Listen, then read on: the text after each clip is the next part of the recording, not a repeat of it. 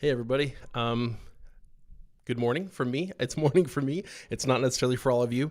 I hope the audio is coming through just fine. Let me know if it's not. Today I wanted to take an opportunity to go live and answer some questions. I do have some questions that have come in from Project 24 members as well as from you, as I posted yesterday in our YouTube community here. But as we get started, I want to start off. There's one question in particular that I thought would be a really good one to discuss to kick things off this year. So the first question that I want to talk about is about third-party cookies, which is what the thumbnail for this video was and everything. So I want to talk about third-party cookies. Now, we got an extension, right? We have through the end of this year before they're going to be completely by default just gone in like Google Chrome and stuff. And so that was originally going to be by now. But a lot of bloggers are asking, what is going to be the impact? And so there are a couple things I want to address. First of all, whenever something big like this happens, we never know exactly what the impact's going to be. Hey, everybody, thanks for joining. We never know exactly what the impact's going to be until it happens and we see it follow through. All we can do is look at all of the different pieces and see how we think things are going to kind of play out. And so one of the things we need to do as we do that is remember that we bloggers, we publishers are not in a vacuum. We're not alone here. There are other people with interest in digital advertising who have a lot of incentive to make sure that it continues to be strong. Particularly even advertisers, people that want to advertise. They don't want to get rid of targeted advertising. So what happens when in the browser we no longer get those third-party cookies, and there's less tracking, a little bit less information being shared for those targeted ads. Well, the winners here obviously are like sites like Facebook where people are logged in. YouTube as well, if you think about it. YouTube ads are going to be able to be pretty dang targeted because YouTube is going to have that first-party data, first-party information about the user, and so targeted ads are going to be really good there. Facebook is already extremely expensive and competitive from an ad standpoint. People spend a lot of money, whereas just not that many years ago, Facebook ads were a lot easier. It just wasn't such a crowded space. And that's just because Facebook knows so much about the user that targeting ads is so easy. So I think they come out kind of as winners. But again, as those spaces get really crowded, advertising money is going to go somewhere. And I don't think we're going to go back to radio ads and TV ads. And so here, Mike H is saying, Google says without an alternative, it would be about a 60% ad revenue drop. Honestly, I believe that people who are creating quality content are not necessarily going to see a drop and may actually see a gain with time. I think we're going to see things shuffle at first for a little bit. And the reason I say that is that advertisers are still going to advertise, but instead of relying upon that data from all the third-party cookies, they're probably going to be more selective about what sites they advertise with. You've got companies that are advertising with literally thousands of websites and not even knowing where their ads are going. They're just appearing because of this programmatic ads that we have today. And so those who are creating quality content they perform better with ads, so they already get the higher ad revenues. And I think that as companies are being more selective about which sites they work with, I think you're going to see ads that are more catered to the topic of the content. I think we're just going to see some things shift. But obviously, our programmatic ad providers they're keeping up on all this because this is their entire business.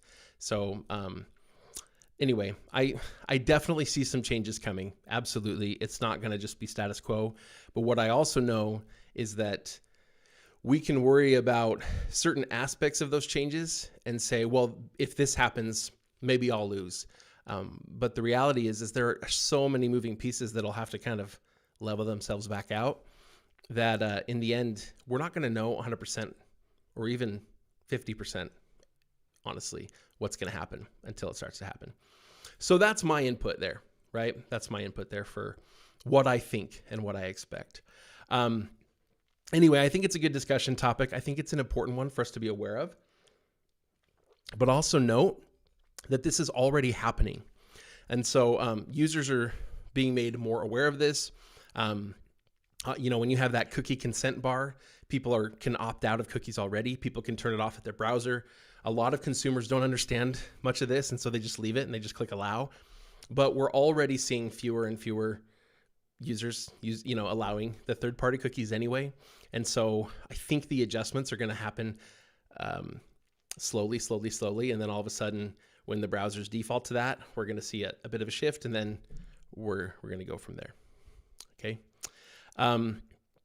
And so anyway, that's what we've been talking about here. I see Coding Shiksha asking if this is going to affect Ezoic revenue. And I think it's going to affect it. The impact is going to be unknown until it happens.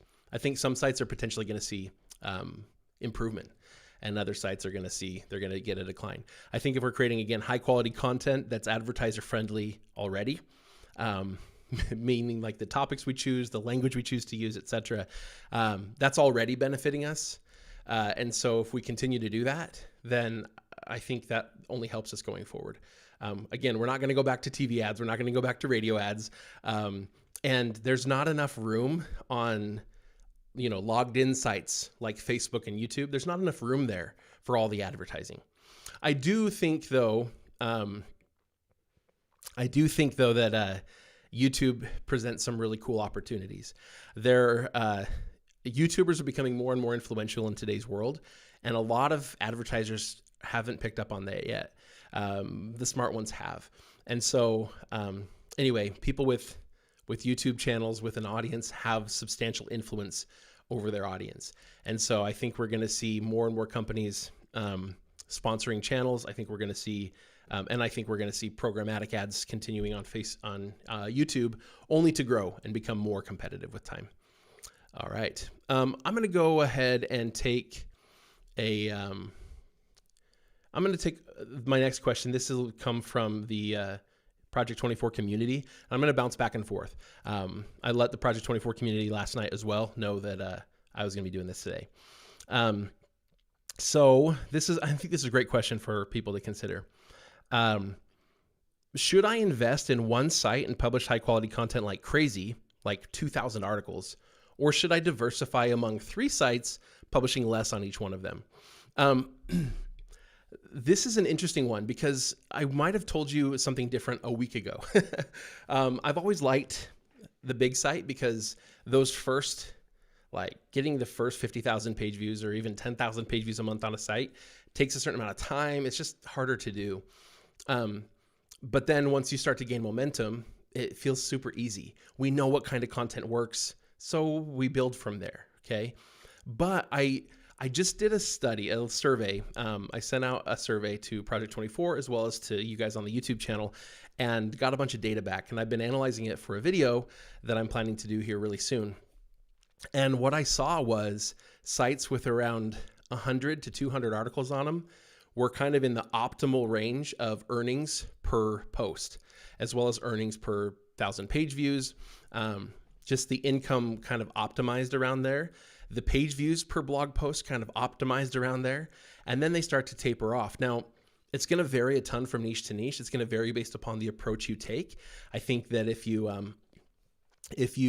learn to expand within your niche, or if you're in a space that's like technology or news where you just constantly have to add new content, obviously that's going to be different. But what often happens is we start creating content that kind of takes traffic away from our other content. We did the same thing on Camper Report. Our first 100 articles did awesome. After that, we tagged on like another 100 or so, and they started to have a declining value because the things they were ranking for were actually things that we had other articles that were also ranking for. Maybe not number 1, but they were ranking. And so each additional article, while it may make us rank number 1 for those additional terms, it's pulling some of the traffic away from the other articles, which is fine. You can continue to grow that way. So if it were me today, I would say don't diversify amongst 3 sites and put 50 articles on each one. But I think I would diversify when I have a site with 100 or 200 articles on it. Then at that point, I'm like, you know what, let's start a second one. So there you go. All right, I'm going to take one here. Let's see. Hack the Minotaur asks if I have any suggestions for making ebooks about video games. With current traffic and audience, I know it would sell, but I'm worried about copyright issues. Oh, copyright with using like game screenshots in the book and stuff. So this is one where you're probably going to want to take some time to dive a little bit into fair use laws, because you can use other people's creative work within yours, but there's some specific requirements for it to not be a copyright issue. And so you'll want to make sure that you're adding something, like if you're going to use a screenshot, it's got to be something that you're commenting on, adding commentary, or adding substantively to the creative work. So like you could take it's like memes, right? Same thing. You take a screenshot from like a TV show, but then we add something funny onto it, and it is adding substantively to the piece of content.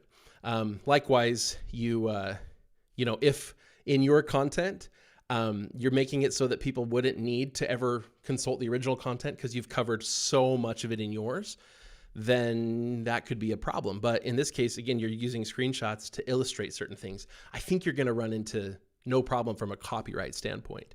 So anyway, I don't think that's going to be an issue for you. But again, I would just double check those requirements and just make sure that you're totally covered. But I don't think you're going to have any problem at all there. Okay. Here, I'm going to take another one here from Project 24. This one is an interesting one. So, and I don't know much about it yet, but I want to bring it up. And if somebody does know a lot about it, I'd love, by the way, any input you can provide either here in the chat on the YouTube live, or, send me whatever information you know more about it. This is for the EU. What do you do if Google Analytics is banned in a certain country? So, and I've heard a little bit about this in some countries like Germany and maybe a couple others. Google Analytics, because of privacy issues, is starting to be disallowed. Again, I don't know much about that. And so what do you do in that case? To me, that seems a little bit over the top. From what I understand, Google Analytics 4 is a lot more privacy concerned, and so data is pretty anonymized, and you're tracking a lot less about the user. And so it might be that Google Analytics 4 is within what the law allows. For you to not have any tracking allowance on your website, to me, just seems pretty over the top. So I don't know much about the laws. I'd love to know more about what's going on there, but this is a new one for me. I don't know much about it yet. I'm going to take one back here from you guys from YouTube. Okay. So Mirabella Buze asks about like quoting the Bible or quoting things. I'm going to answer this one. And this one actually came up in the comments on my post in the community, so I plan to get to it anyway. The question is, they have a Christian website. Is it a problem? You're going to have a plagiarism issue if you're quoting the Bible? And the answer is no. You just cite where it came from, just like if you were quoting anybody else. If I were taking a quote from something somebody said, I would want to say, here's who said it, and here's where it came from.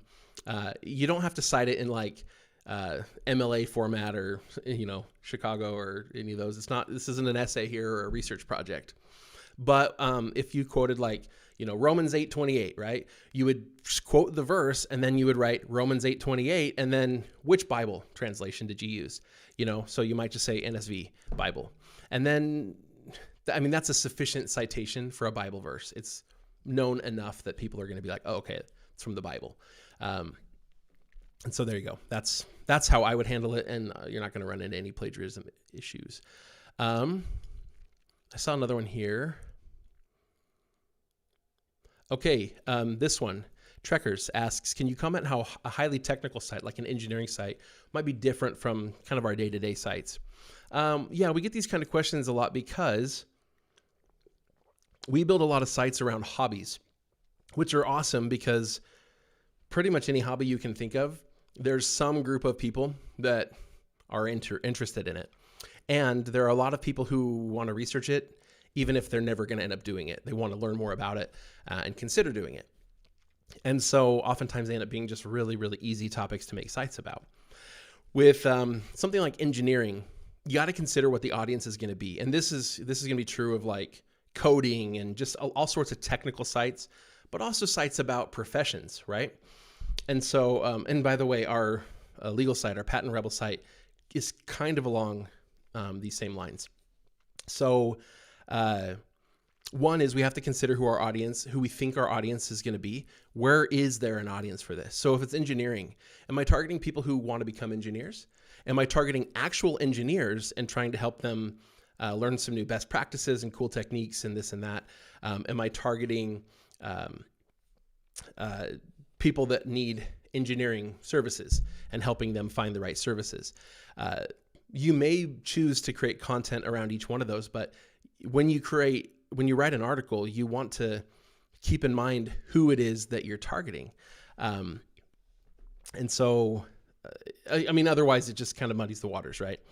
And so, and then if you do end up having some kind of offering, an info product or something, you're going to want to target, all of the offerings for that, or all of the advertising for that should line up with the content that's geared toward those people. If you're going to have an email list, I would have an email list with different tags.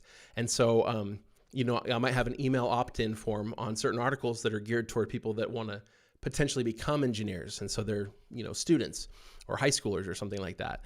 And, on any pages or any content around those topics, when they sign up on that email list, they're going to get tagged as, student or future engineer.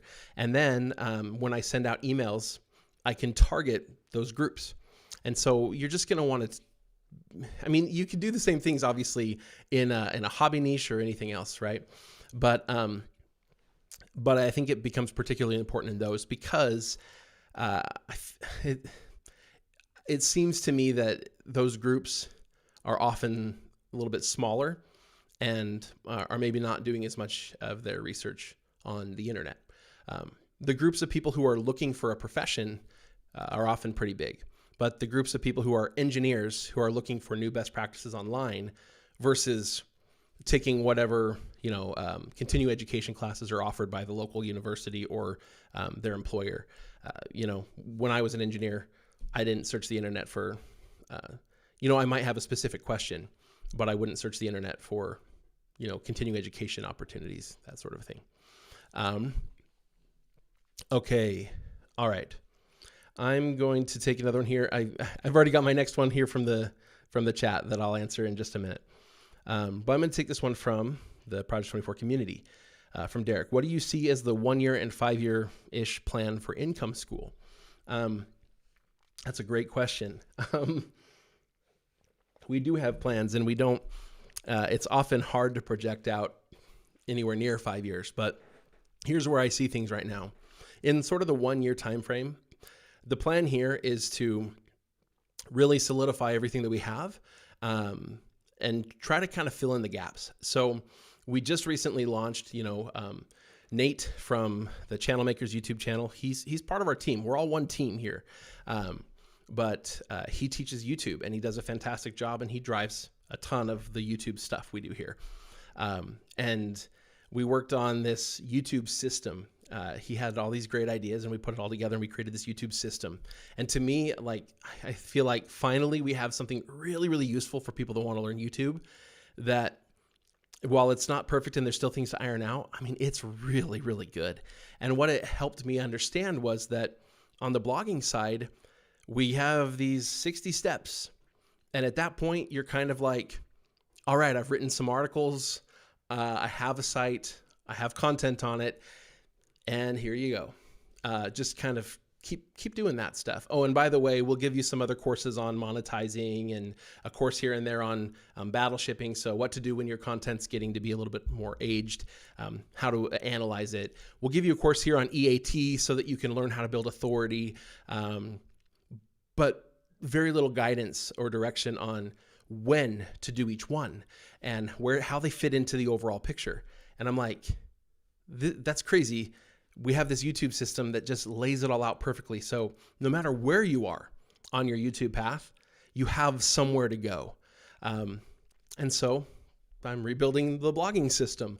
It'll incorporate the same instruction, the same teachings we have. There will be new videos.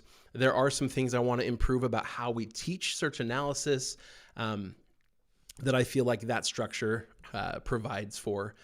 There's some additional course content that we want to add over the coming months. And so I think that's kind of what we're going to see a lot of this year.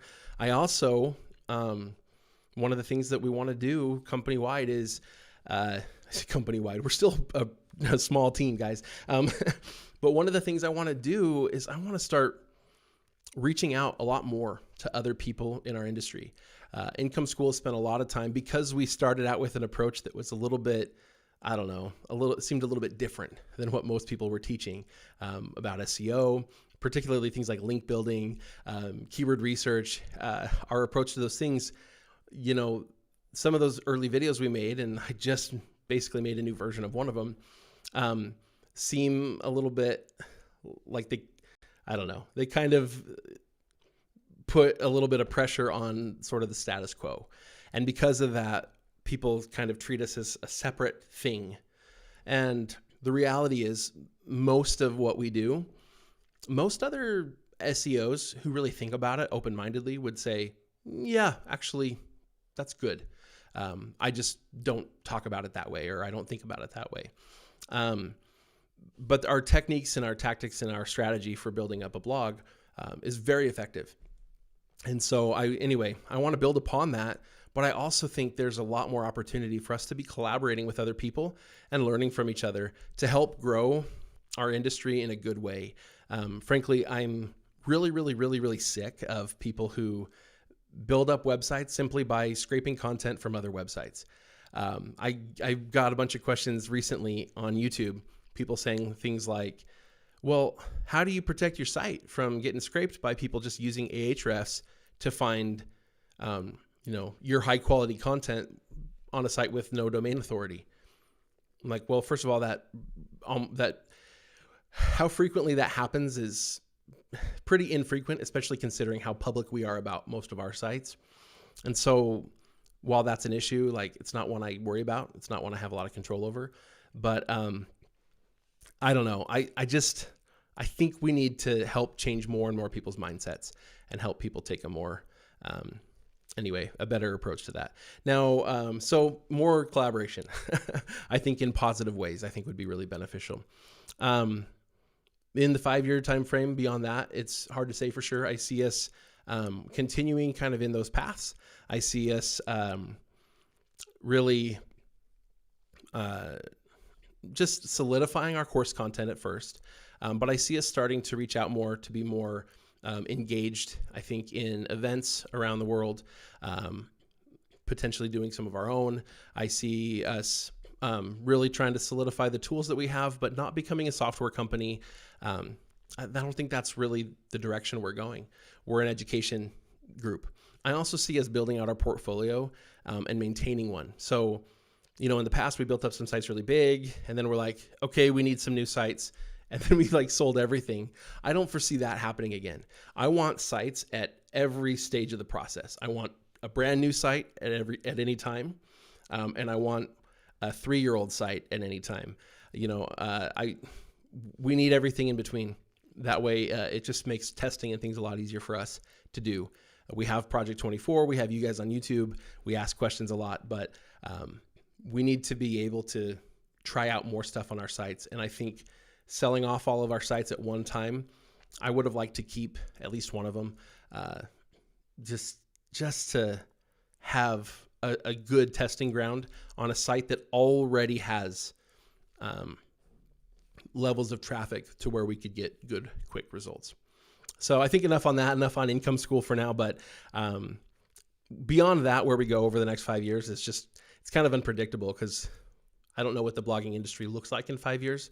I think I have a pretty good idea, but I don't know for sure.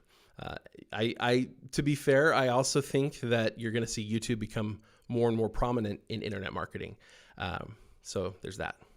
All right. Okay. We're back. Let's see. I think I said I already had my next question here. What was it? Okay. This was a question about using a product manufacturer's video on your site. Now, embedding their video on your site, if they've made it shareable, if it's on YouTube or whatever, embedding it on your site is not a problem, because if it's embedded like from a YouTube channel, then the attribution, it's already being attributed to them and their channel. They get the view count, everything, and it just, no problem. If they just have a video and you screen record it while it's playing and then put it up on your site, for that, I probably want permission. But if they're using a video player that makes it shareable, downloadable, if anywhere they explicitly state like, hey, this can be used for marketing purposes, then okay, I think you're fine. But just copying a video that they made that they haven't made shareable or even downloadable on their own site, I would absolutely want to reach out and ask permission. Oftentimes you'll be able to find some contact information. They'll have someone in marketing who, will be aware of their policies. And if you're supporting their product, why wouldn't they want you to use their video? And so, but they probably just want to make sure the video is being used in a way that they agree with. All right, let's see. How much income should I be earning from 18,000 visitors per month? This one, you're going to get some really good info in a video coming up in the next couple of weeks because of that survey I did. But 18,000 page views a month.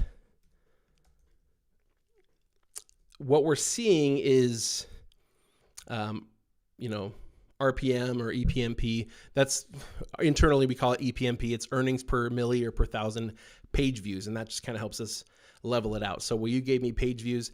We're seeing about 30 to, it kind of depends on the amount of content and the amount of traffic, but sites of this size are getting in the high 20s, oftentimes, especially in Project 24. If you were to get about $30 per thousand page views, you'd be getting about $540 a month. So if you were right around that mark, I'd say you're doing pretty good, pretty average. All right. Hey, T-Stamps, thanks. T-Stamps, you've been a supporter for a long time. I appreciate that. Asking if we're still buying sites. Unfortunately, we're not. We got so many offers and stuff, and I have way more sites right now than we can work on. So we're like working on them like 4 at a time. And so we're just not in a great buying position at the moment. And so I wish I could buy all the sites you guys have for sale because I think it's a great opportunity. Trent J. Hill asks if there's any packages offered to build your site for you. We did that once a long time ago. A couple people took advantage of it and it was good. But there's 2 things that prevent me from doing it now. So the answer is no, but the first one is for us internally. We have a small team. I can set up a site, put a theme on it, get your hosting set up and everything, and I can do it all in 5 or 10 minutes, and you're good to go. And I could even get you a basic, template, depending on what theme you're using. I could even install one of their templates based upon which one you liked best, and then hand it over to you, and you add the content. Just wouldn't take very long, but again, we have a very small team and just no extra room for that kind of thing.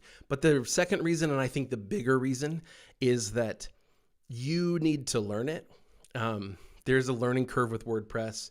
It's frustrating the first little bit. But that's why in Project 24, we try to just walk you through it in as simple a way as possible. Because by doing that, you kind of get through that initial learning curve. And then with a little bit of time, and it doesn't have to take a super long time, with a little bit of time, you get pretty good at it. And then you're good to go. A lot of people just never really learn the technology.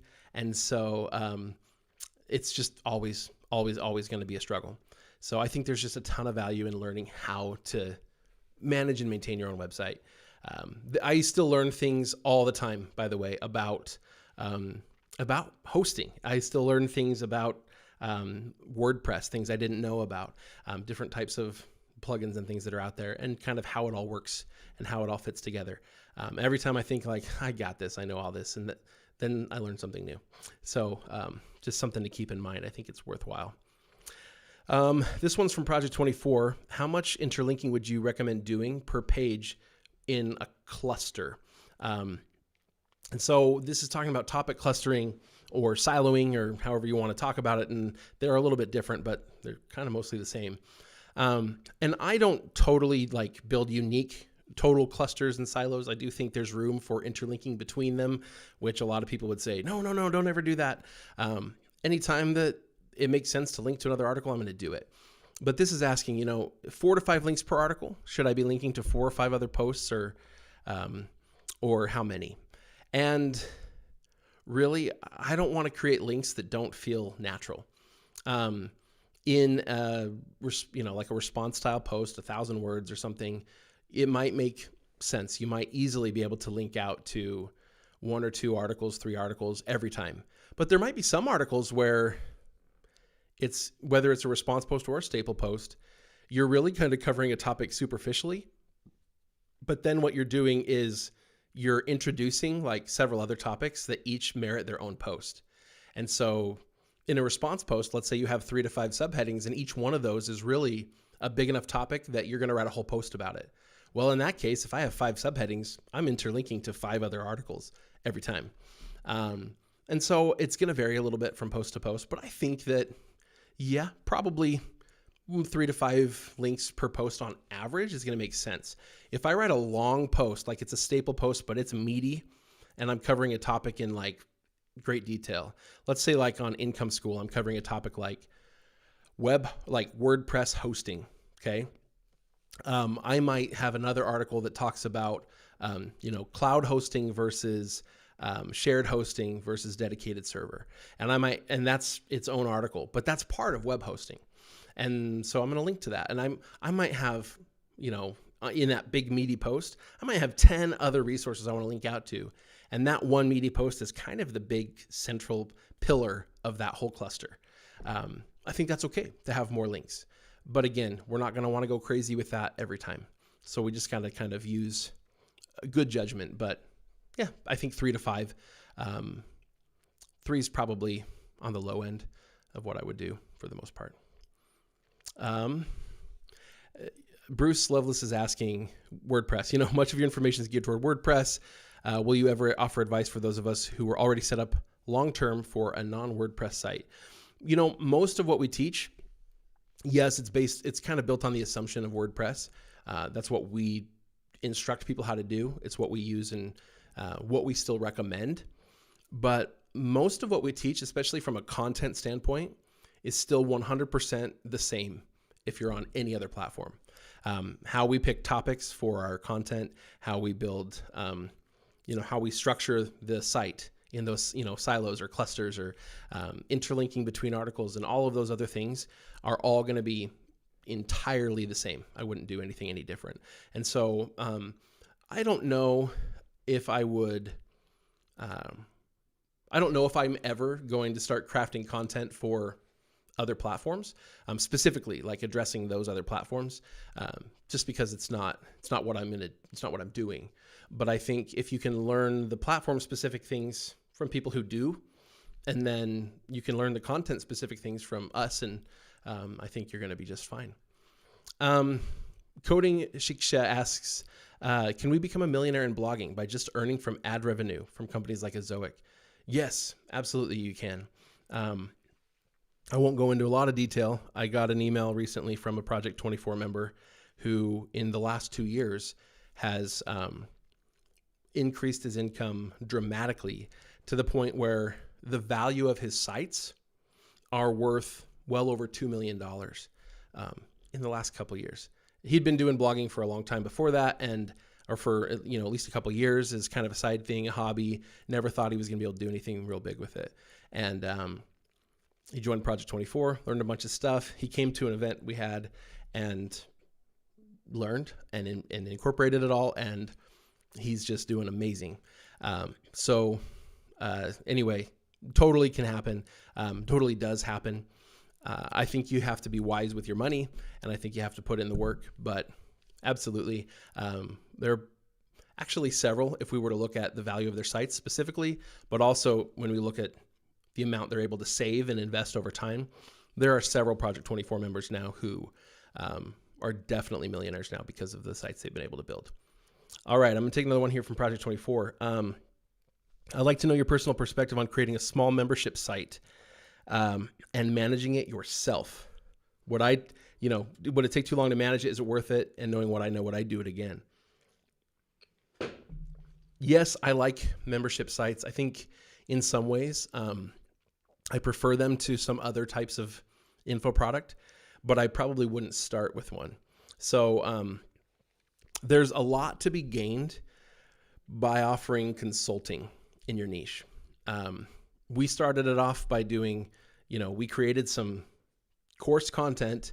And actually, even before we made that, we had consulting. We offered it. We just said, hey, we'll look at your site. We'll look at your idea and we'll just consult for you. And we would send people a survey. They would fill it out with all the information and anything else they wanted us to know. We would look it over, think it through, just record an audio file responding to them and providing them our input. And that was the consultation, and it was inexpensive. But there was huge value in that because we were able to get kind of one-on-one feedback from those users and see what sort of issues they had, what sort of questions came up repeatedly. And then when we created our first iteration, our niche site school, we created course content and put it out there and still did the survey piece. And again, we just got a whole bunch of really good input and we learned where people were running into problems. So we tweaked our course content to improve that and kind of take some of those doubts away from people, and got to the point where basically nobody needed the consultation anymore. They would ask us, they would tell us their idea for their site, and we were basically just rubber stamping them because the information they got leading up to that survey was enough to where everybody was getting it right. And at that point we were like, okay, now let's kind of automate this a bit more. Let's make a membership. Let's make a community. So in terms of managing that yourself, I think you just have to recognize what your personal limitations are. You're not going to be able to answer every question from every person, maybe at first, but not for too long. And so that's where having a community format where people can get support outside of just you, having the instruction be completely like self-driven, I think works really well. If you're gonna tie yourself down and say, I'll answer all your questions personally, I think that's fine in the very beginning. And we did that with Niche Site School for 60 days. You could ask any question you wanted. You'd email us and we'd respond. But it'll probably get too big. Okay. All right. Here's one from the community. I'm a Project 24 member. Table of contents in blog posts. How they made in WordPress, or does how they're made in WordPress affect SEO? I'm just using internal HTML anchors. The impact on SEO would just be if a lot of the table and contents plugins are slow.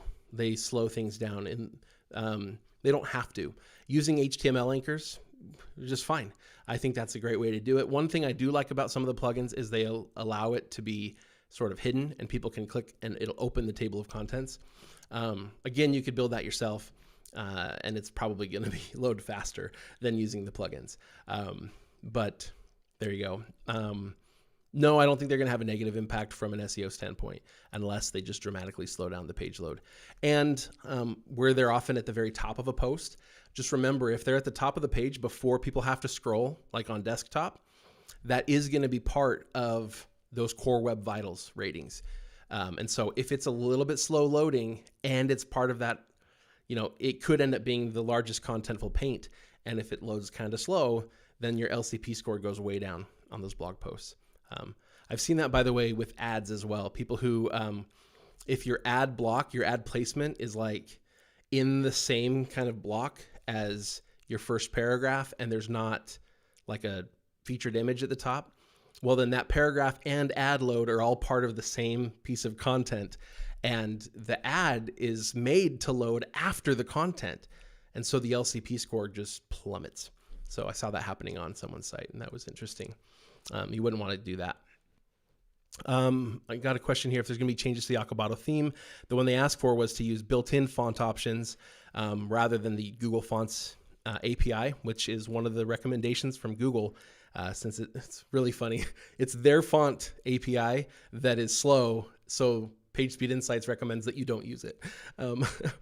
Anyway, the other thing they asked for was more professional, some templates, additional templates that maybe look more professional but still retain that simplicity of Acabado. On the first one, the fonts, yes. In fact, there's another version that is really close to ready. I was just given it for testing, and that's specifically one of the things that we put into this one. To be able to select to just use system fonts or some of the default fonts. So you'll have the basic options that most sites will want to use one of those, and then you completely avoid using the Google Fonts API, which is going to be, I think, pretty cool.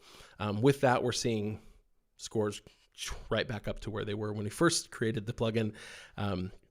Pretty awesome. We've also talked about different templates. We actually did kind of wireframe some that we thought would be really cool. And then this was a while back when Jim was here. We opted to kind of hold back on that for a little bit, kind of deciding where we were going to go with Acabado. I do see that as something we could potentially add back in. I would potentially want to get some input as well from people who use Acabado and see what sort of templates they would be most interested in. And so maybe we could provide some of the styles we've considered and just say, what do you guys think? What do you want? And how would you change them?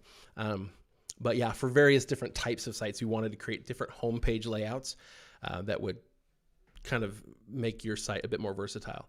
As it is, you can create a custom homepage while using the Acabado theme, get all of the other benefits of Acabado, but create your custom homepage using Gutenberg if you want to. But on top of that, if you have like the Cadence Blocks plugin or something, or any other page builder, Divi and Elementor both work with Acabado just fine. You can create a totally custom homepage however you want to, and that works really well too. So I think I'm going to create some tutorials around that. I need to update the tutorials for Acabado as well. So let's see. Okay, I'm going to take one here from you guys. Let's see.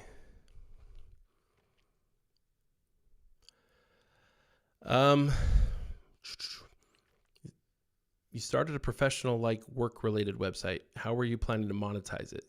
How would you monetize a professional like work-related website? So if it was like, for example, we have Patent Rebel it's mostly about getting a patent, but there is some content there that's about becoming a patent lawyer, what's it like being a patent lawyer, that kind of stuff.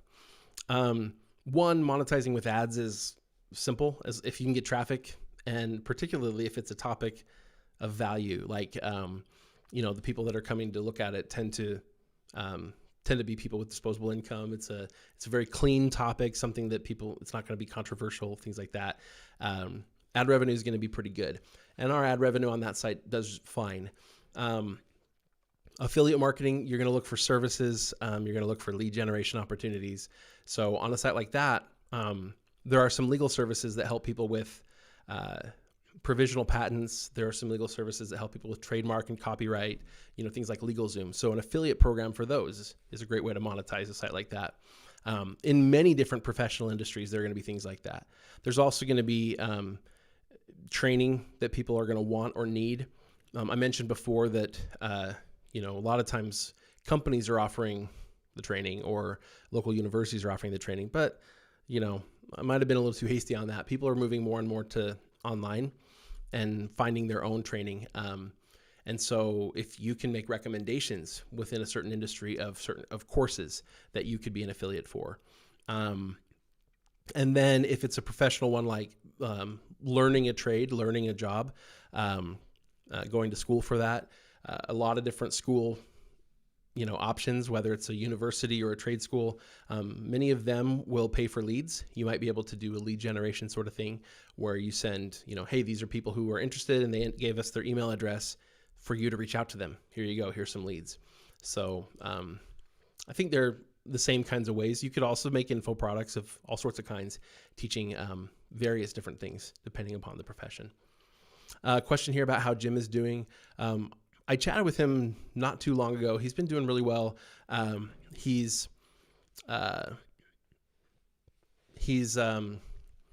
working on a couple of cool projects, both with blogging, but also outside of blogging. So he's spending a couple days a week on blogging, and the rest of the week working on a project with his family, and pretty cool stuff. Kevin here is just reminding me that I promised him I'd look at his site, and I haven't forgotten. I've just been super busy. So I'm hoping to get to that in the next day or two. Thanks, Kevin. I got asked here about their site leveling off at about 30,000. And someone from Azoic said, learn some more SEO. And a couple of the things that come up here are kind of the main goals here, is creating good content for a reader, but also creating content for Google so that it's very findable for Google. It's funny because what we're trying to teach with Income School, without overtly stating it all the time, is how to create content that does well for Google and the reader. But we put sort of the reader first. And I think in doing that, it changes people's mindset a bit. But at the same time, writing content that makes for really good answer targets, that works for snippets. That's one of the ways that Google can use your content. But there are other things too. I think that we should be doing a little bit more instruction on site structure, the interlinking, those kinds of things that help Google understand what this content is really about. Talking about just, some of the wording we choose to use that just helps the computer understand what we're talking about. And so I do think there's some opportunities to help improve upon that. There's a question here about Google Discover. And do we get traffic from Google Discover? And that's one that is on my to-do list to really figure it out. That's one that I just would love to nail down. I see Google Discover on my phone all the time. And see the articles that come up. And because I do so much, research and reading about blogging and stuff, I see some sites that seem to pop up a lot, SEO related content. And man, I would love to really just nail that one. So as I do, you're going to find out about it, hopefully sooner rather than later. Is it worthwhile investing in blogging and YouTube, blogging or YouTube, than it is in a social media platform? And why? So I do believe that a blog has a lot of value over most social networks. I believe a YouTube channel has even more in some ways, but less in others. So let me give you those reasonings. With a blog, for one, the content lifetime is substantially longer. I can write a piece of content today, and because people search the web for this information, they can find it whenever they're looking for it. As opposed to with social media, it's like, well, if my post lines up with what somebody is wondering about or is just interesting enough, then I'll get their view today. But it's very short-lived. Now, to be fair, like Instagram and some other social media, you do, because your personality is part of it, you do have potential for having more influence with those people, building more rapport than with a blog. But at the same time, it's like, you got to be posting all the time. Otherwise, it dies off. That is true with YouTube as well. If you're trying to build a following on YouTube, then you have to be publishing very regularly. If you stop for a long period of time or just get very infrequent with it, then your influence dies down. You start to get a lot fewer views per video. It becomes less beneficial. Now, there are some aspects of YouTube that are very much like Google, the very searchable type content. And so with that, I think for bloggers, we should be making some of those kinds of videos at very least.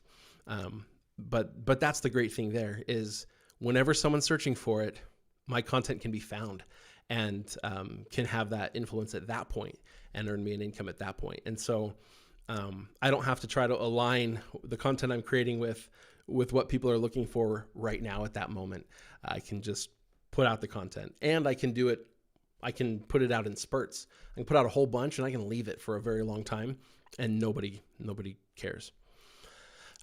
So those are the things I like best, I think. And with YouTube, the video format is one of the best ways to, I think, build the most connection and the most rapport with an audience.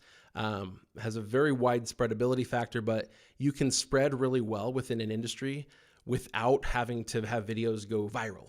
Whereas on social media, to become like a real influencer, it almost feels like you need content that's just, I don't know, it ends up being like surface level, but interesting enough that people really love it. I don't know. I don't love the superficiality of what we get with a lot of social media. If it's not quick and it's not quippy and it's not really, really interesting every single time, forget it. And I don't know. I don't see that sort of influence. I think it's really hard to keep up. We'll put it that way. So there you go. I have a question here about how to recover from the December Google product review update. The biggest thing for me, what I see is we need to change the way that we view affiliate marketing totally and completely. And so if we're writing product reviews with the intent to get someone to buy a product, get a click, then you probably got hurt from the December update and from previous ones as well. And so what we need to do is we need to craft content that's intended to help the user solve a problem that they have. If we're going to go product focused, you really need to be able to provide them information that they couldn't find by checking that product out on Amazon, by looking at it on Amazon and reading the reviews there. You need to be able to have something unique to add. You need to have something that helps them make a really good decision. We've cited the Wirecutter many times because for a long time they did that. They tested products. They'd say, we spent 40 hours testing these 6 different products and here's our review. And recently I've been seeing articles from the Wirecutter, who is now owned by a major news company instead of being independent. And what did I see? We spent over 40 hours researching what other people had to say about these products. And they have the authority because they've built it up over time. But I think they're going to lose so much value if that's the direction that they're taking. And the problem is that so many bloggers have been going that direction for a long time. And people who are doing it, like putting in the effort, are succeeding where they're failing. Now, if you can't get a hold of the products, then don't write product reviews. Instead, let's take an approach of providing people with helpful information. And as part of the information, oftentimes, a product helps solve the problem. A product helps answer their question. And so we just recommend a product without ever even having to review it. When we had Camper Report, we could write articles about, these are the things that you need to think about before you go camping with your RV for the first time. That wasn't the title, but that's the concept, right? And so you basically have a list of like, hey, these are things that don't come with your camper that you need to make sure you have, or there are issues that you need to consider before going on your first camping trip. And so you'd have things like, hey, you need a drinking water hose. And and you should get a white one because that delineates that this is only for drinking water. We're never going to use it for other types of water. And you should have one of those in your camper. Well, they don't usually come with that. So cool. I need one of those. Oh, you linked to one on Amazon? Cool. I don't have to go research them. They're all pretty much the same. I'm going to pick one with decent reviews that looks like it's like going to be around for a while. On Amazon, there's so many products that it's like, okay, this one's going to sell out and then it's going to pop up again with a different brand and a different product number. I don't want to chase that around in affiliate marketing. I'd rather pick one from a brand that I at least kind of recognize. And so if it's not Amazon, by the way, that you're going to link to, that's fine. Link elsewhere to an affiliate product that's going to be consistently there. But just give people a recommendation of the product that's going to help them solve their problem. And there you go. That's affiliate marketing.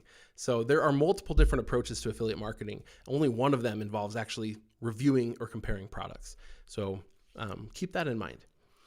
I got a question in the Project 24 community. How would you manage starting a YouTube channel and blog at the same time?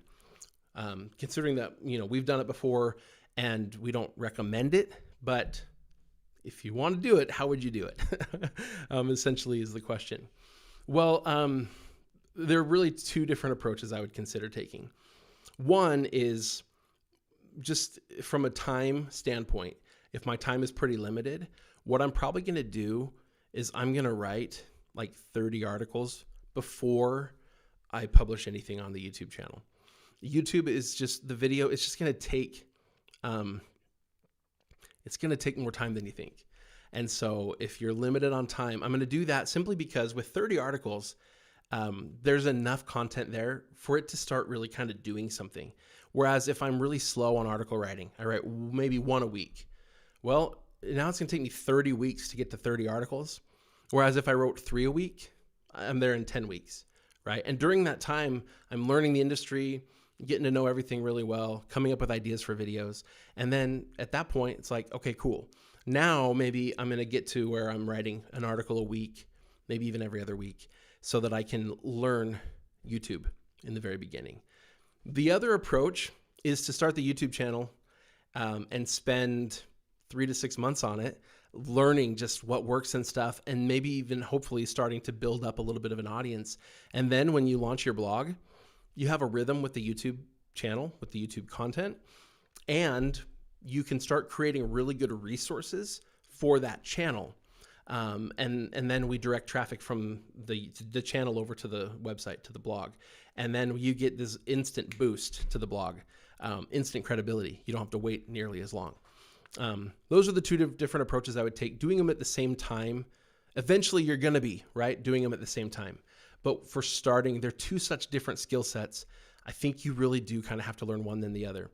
At that point, then we just have to prioritize, schedule, if you have a spouse or a partner that's like totally supportive or even participating with you, that helps a lot.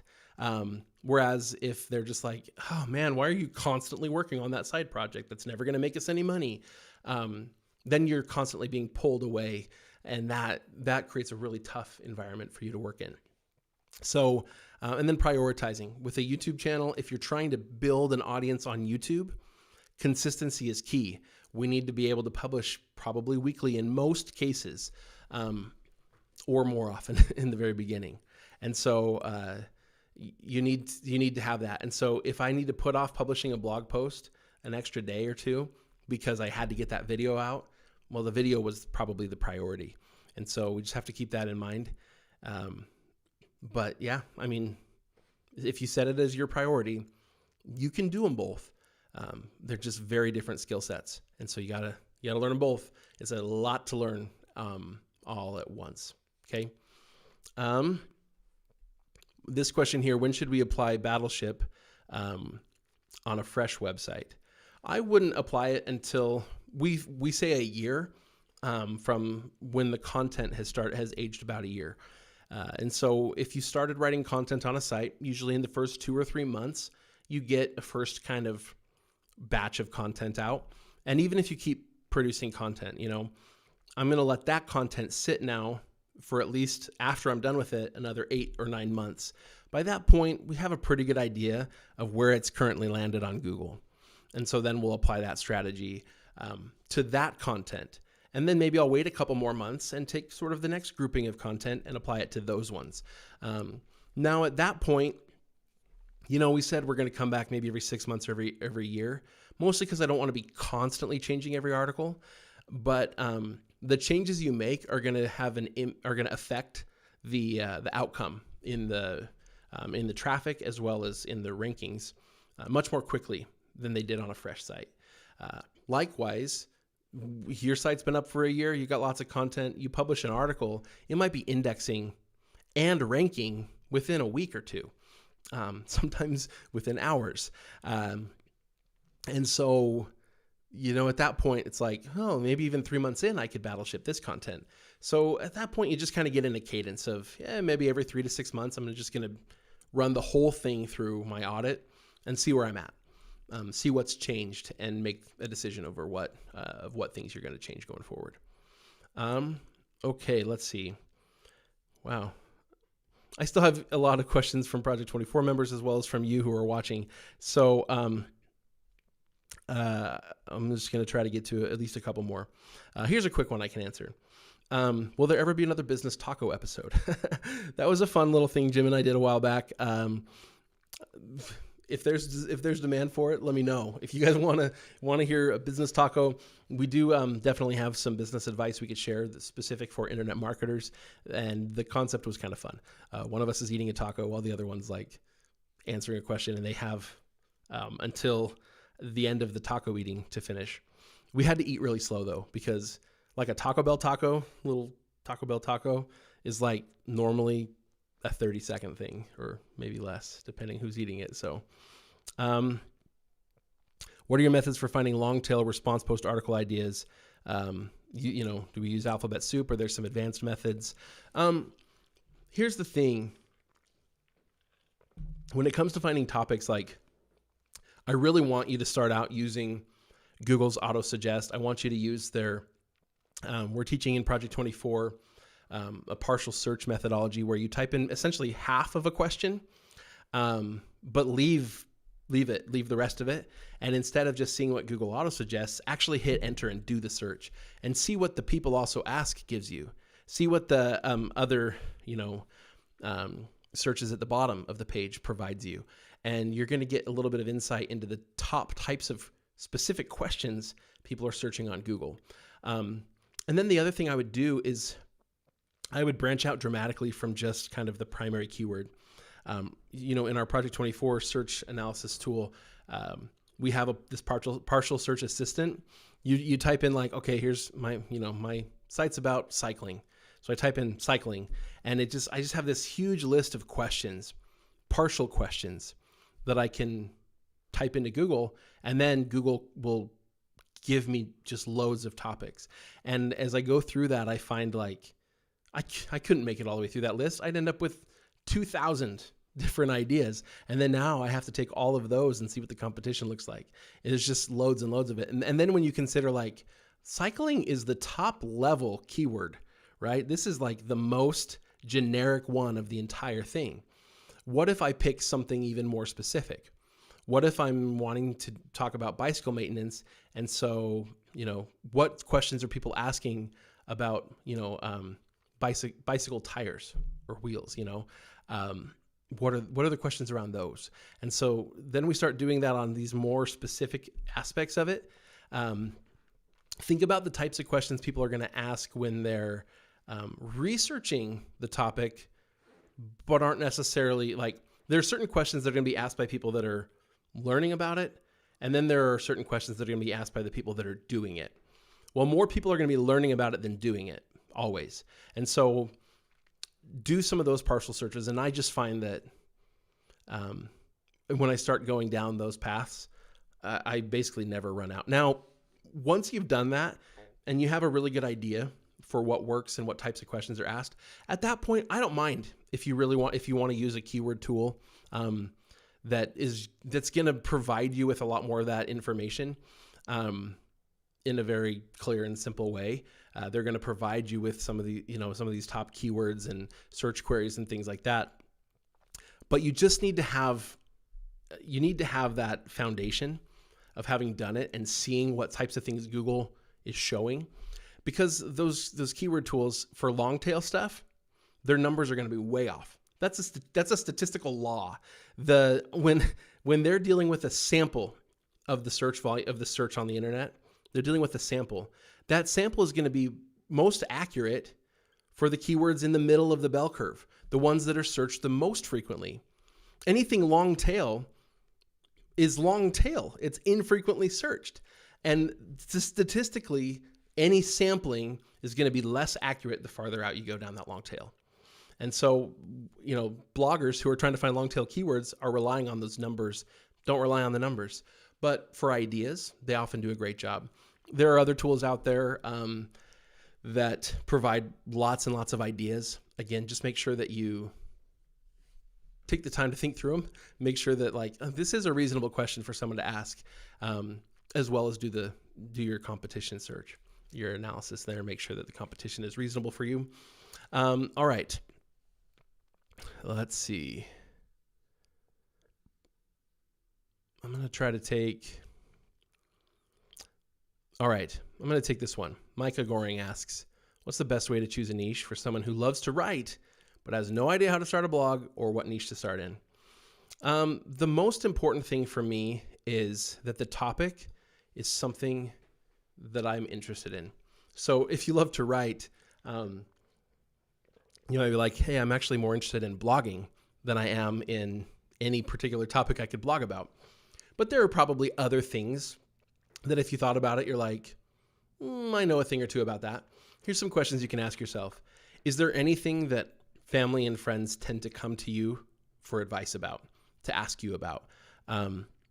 There may be something that people sort of see you as even reasonably knowledgeable in.